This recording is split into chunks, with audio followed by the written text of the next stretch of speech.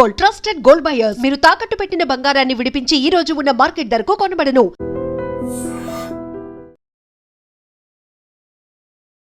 నమస్తే, welcome to I dream talking point with Kavitha.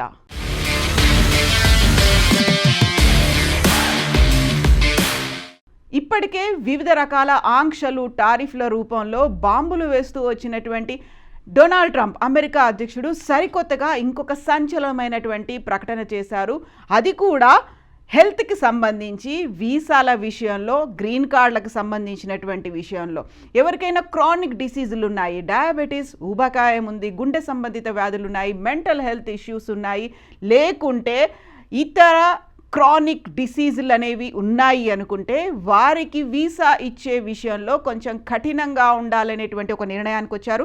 Diabetes, ఊబకాయం, గుండె సమస్యలు ఉంటే అమెరికా వీసా క్యాన్సిల్ అవుతోంది. ఈ దిశగా మార్గదర్శకాలు అనేవి సరికొత్తగా వచ్చాయి. అన్ని ఎంబసీలకి, కాన్సులర్ ఆఫీసులకి కూడా వచ్చాయి.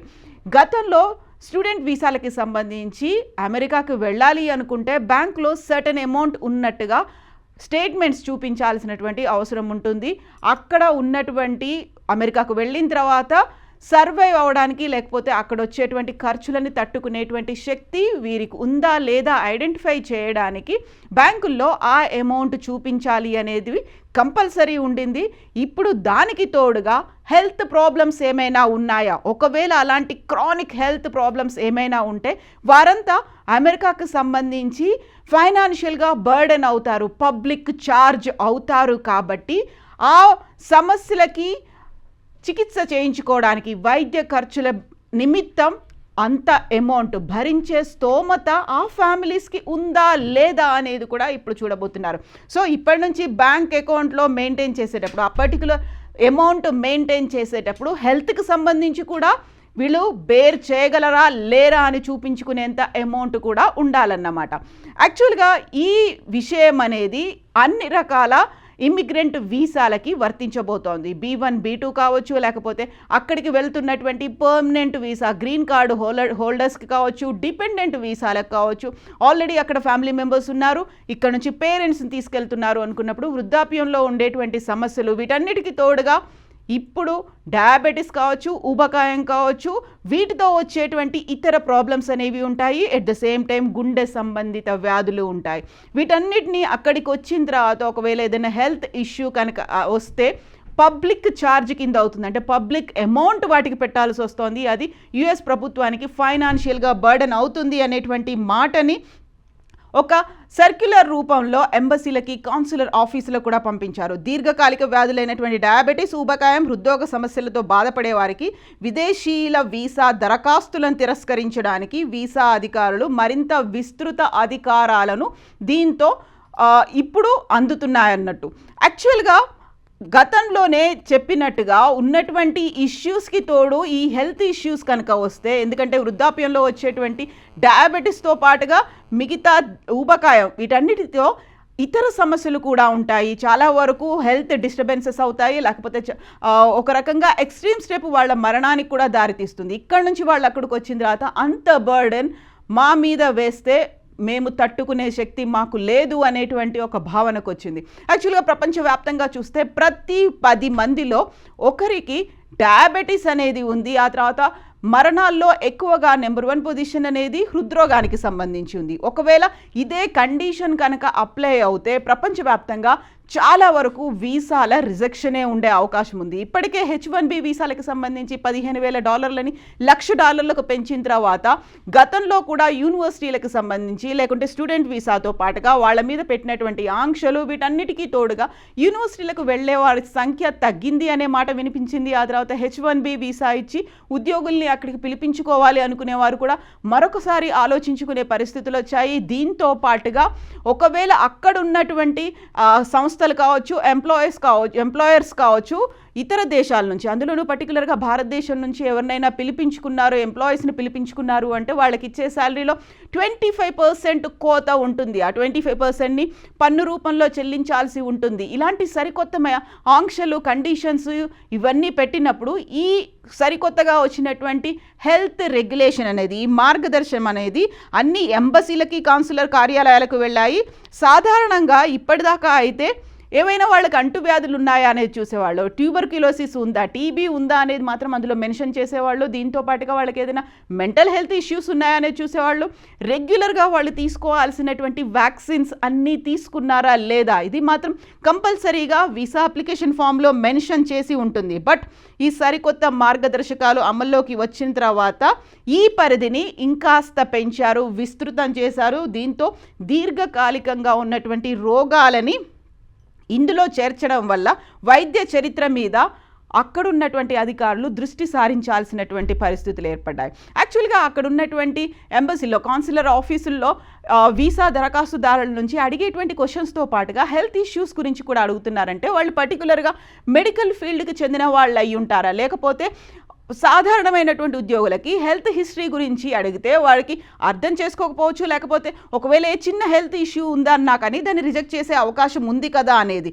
ఇప్పుడు ఖచ్చితంగా ఆరోగ్యాన్ని పరిగణనలోకి తీసుకోవాలి అనుకుంటే మెజారిటీ అందరి వీసాలు రిజెక్ట్ అయ్యే ఛాన్సెసే ఉన్నాయి కదా అనేటువంటి మాట కూడా వినిపిస్తోంది. లక్షలకు లక్షల డాలర్లు ఖర్చు అవుతుంది కాబట్టి దీనిని మనం కంటిన్యూ చేయడానికి వీల్లేదు. అక్కడ ఉన్నటువంటి ప్రజల మీద బర్డెన్ పడకుండా ఉండాలి, పబ్లిక్ ఛార్జ్ కాకుండా ఉండాలి అంటే ఇదే ముందస్తు చర్యగా భావిస్తోంది డొనాల్డ్ ట్రంప్ సర్కార్. ఈ దిశలోనే వలసదారులకు సంబంధించి జీవితకాలంలో ప్రభుత్వ నగదు సహాయం లేదా దీర్ఘకాలిక సంరక్షణ మీద, అంటే ప్రభుత్వ ఆధీనంలో నడిచేటువంటి గవర్నమెంట్ హెల్త్ ఫెసిలిటీస్ మీద ఆధారపడకుండా ఇండివిజువల్గా వాళ్ళకి ఫైనాన్షియల్ హెల్ప్ అనేది వాళ్ళంతటి వాళ్ళు బర్డెన్ తీసుకోవడానికి రెడీగా ఉన్నారా లేదా అనేది కూడా అందులో మెన్షన్ చేయాల్సినటువంటి అవసరం అయితే ఉంటుంది. దీంతో పాటుగా అక్కడ ఉన్నటువంటి ఫ్యామిలీస్ మీద డిపెండెంట్స్గా వెళ్ళేటువంటి పిల్లలు లేకపోతే వృద్ధులకి సంబంధించి ఆరోగ్య పరిస్థితులను కూడా వీసా సమయంలో సమీక్షించాల్సినటువంటి అవసరం ఉంటుంది.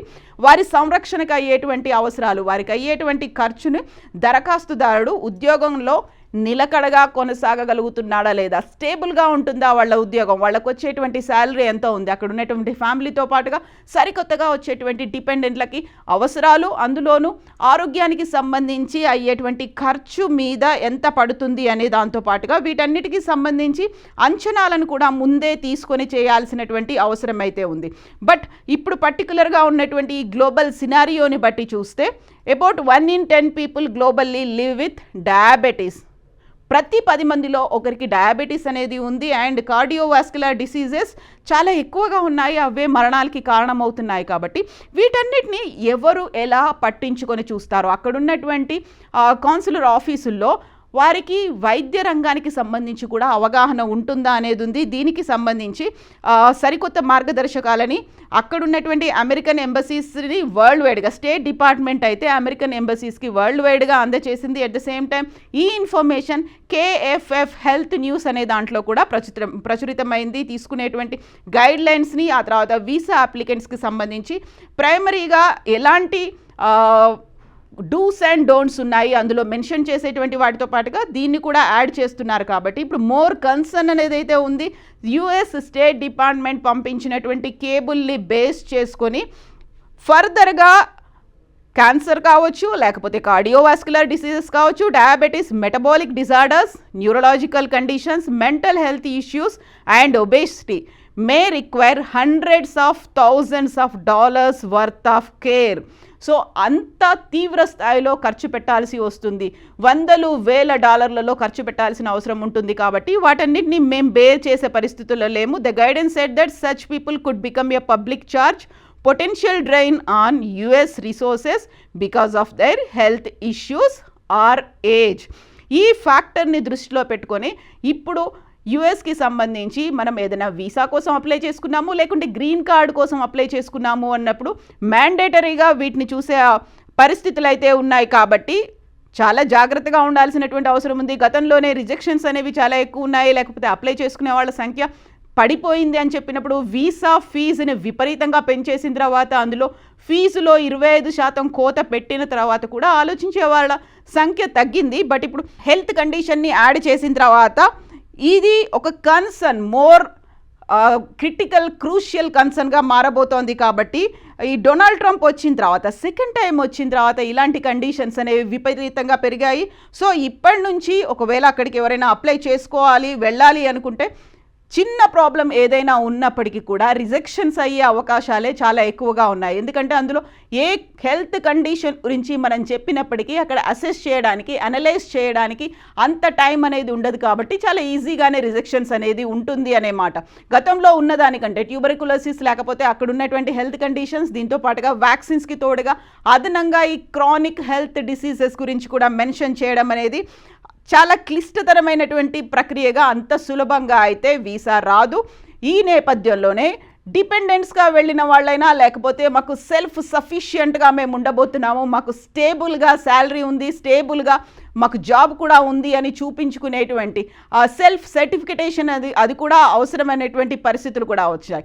సో ఇన్ని నేపథ్యాల్లో ఇన్ని రకాల conditions, ifs, buts, pros, cons ఉన్నాయి. అందులోనూ ఇక్కడ నుంచి మేము వీసా ఇచ్చి తీసుకెళ్ళిన తర్వాత ఒకవేళ ఇఫ్ ఇలాంటి పరిస్థితే వస్తే, అలాంటి భావనే చాలా భయంకరంగా ఉంది. ఇఫ్ ఎవరికైనా ఎలాంటి సమస్యలైనా రావచ్చు, ఎప్పుడైనా ఏమైనా జరగవచ్చు. బట్ వీసా సమయంలోనే ఆ పరిస్థితి ఇఫ్ అనే కండిషన్ని యాడ్ చేయడం వల్ల అది సైకలాజికల్గా మరింత డిప్రెషన్కి దారితీస్తుంది, లేకుంటే మెంటల్గా డౌన్ అయ్యేలాంటి పరిస్థితి వస్తుంది. కాబట్టి ఆ కండిషన్ని తీసేయాలి. అక్కడే డిస్క్రిమినేషన్ అనేది స్టార్ట్ అవుతుంది. అక్కడ ఎంత విచక్షణతో ఆలోచించినప్పటికీ అది అమానవీయంగా ఉంది అనేటువంటి వాదనలు కూడా వినిపిస్తున్నాయి. ప్రతి ఒక్కరికి సమస్యలు ఉంటాయనుకున్నప్పుడు కేవలం వీసా విషయంలో, అందులోనూ అమెరికాకు వెళ్ళేటువంటి వీసాకి సంబంధించి ఇన్ని కండిషన్స్ ఎందుకు పెట్టాలి అనేటువంటి వాదన కూడా వినిపిస్తోంది. సో కొంచెం మానవతా దృక్పథం, కొంచెం హ్యూమన్ టచ్, కన్సర్న్ అనేది చూపించాలి కదా అనేటువంటి వాదనలు ఇప్పుడైతే ఎక్కువగా వినిపిస్తున్నాయి. అదే అభిప్రాయాన్ని కూడా వ్యక్తం చేస్తున్నప్పటికీ కన్ఫర్మ్డ్గా అయితే ఉన్నారు. దెన్ వాట్ అబౌట్ స్టూడెంట్ వీసాలకు కూడా దీన్ని అప్లై చేస్తారా? అది ఇంకా ఇప్పటికీ తెలియనప్పటికీ ఇమిగ్రెంట్ వీసాలకు సంబంధించి, గ్రీన్ కార్డుకి సంబంధించి అయితే ఈ కండిషన్ ఇప్పుడు ఉంది. సో సరికొత్తగా వచ్చినటువంటి ఈ వీసా కండిషన్, హెల్త్ కన్సర్న్స్ గురించి ఒక మార్గదర్శకాలు జారీ చేయడం మీద మీరేమనుకుంటున్నారో కామెంట్స్ రూపంలో తెలియచేయండి. నిజంగా ప్రస్తుతం ఉన్నటువంటి సమాజం దేనికి ప్రయారిటీ ఇస్తుంది? ఆర్థిక సంబంధాల చుట్టూ మాత్రమే తిరుగుతుంది. మళ్ళీ ఎన్నికలంగానే చాలా విరక్తి కలుగుతాను. మంచి అనిపిస్తుంది కదా, లేడీస్ కూడా ఛాలెంజింగ్ జాబ్స్ చేసినప్పుడు చాలా బాగుంటది. ట్రాఫిక్ అసిస్టెంట్స్ గా నియమించిన ట్రాన్స్జెండర్స్ అందరితో సాల్యూట్ చేయించుకుంటున్నారు. ఫుడ్ డెలివరీ ఇవ్వటానికి వెళ్ళినటువంటి డెలివరీ బాయ్ అనిల్ పై కళ్ళ ముందు